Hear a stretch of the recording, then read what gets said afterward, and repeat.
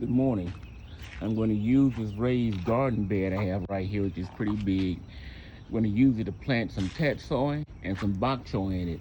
Both are Chinese forms of vegetables. I think they belong to the cabbage family, but they're eating pretty much like spinach. I'm going to use half for bok choy and the other half for tatsoi.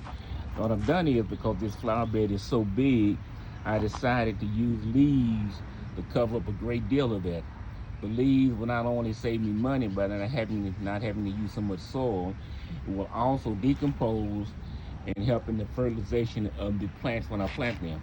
Now, where am I getting all these leaves from? Over here, I have a massive oak tree. And that oak tree for years had been dropping leaves down this area right here. And I've started removing those leaves from over here. And here's the pile I have right here. And I'm taking those leaves and moving them over to the flower bed to put them there. And that way, I'm going to save on soil, as I mentioned earlier, and it's going to also serve the good form of fertilization. You should always consider using leaves when you're filling your garden beds. Like I said, number one, is going to save you a whole lot of money. Number one, it's going to be a lot better for your plants than using just straight potting soil all the time. And as you can see from here, I have a whole bunch of this stuff that I can use.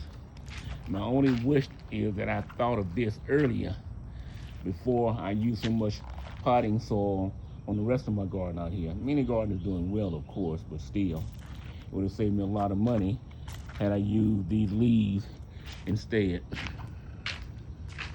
In addition to using the leaves as a fertilizer, you can also use the leaves as a mulch to help keep your plants cool during the summertime, the hot months, and also to help keep moisture in the plants. And like I said, I wish I'd done it earlier before I spent so much money on pine straw, which is nice. It works well, but still, leaves would have been a lot cheaper than using the pine straw. The garden is still thriving. You can see here, I got plenty of tomatoes plants, which are starting to flower, and they're starting to blossom with little tomatoes also. So looking pretty good, looking good. A blackberry bush with one or two lonely blackberries on it. Not much. I cut it back a year or so ago. It hadn't completely grown back yet, but it hasn't died, so it's doing good. Two more tomato plants here. Then here, those three right there and those two right there, Microguzza. And I have high hopes for them. They come out pretty well every year. But my intent is not to show you the garden so much this year as to show you the leaves and their use.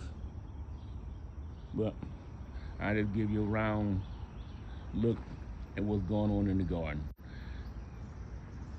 Gonna get out here and mow the stuff later on, but that's not something I'm gonna do today. Perhaps tomorrow. Trim it up to make it look neat and everything. But again, if you got leaves in your garden, you got access to them, do not let them go to waste. Those leaves will save you money, and they will help your crop to grow a lot better. Have a good day. Out.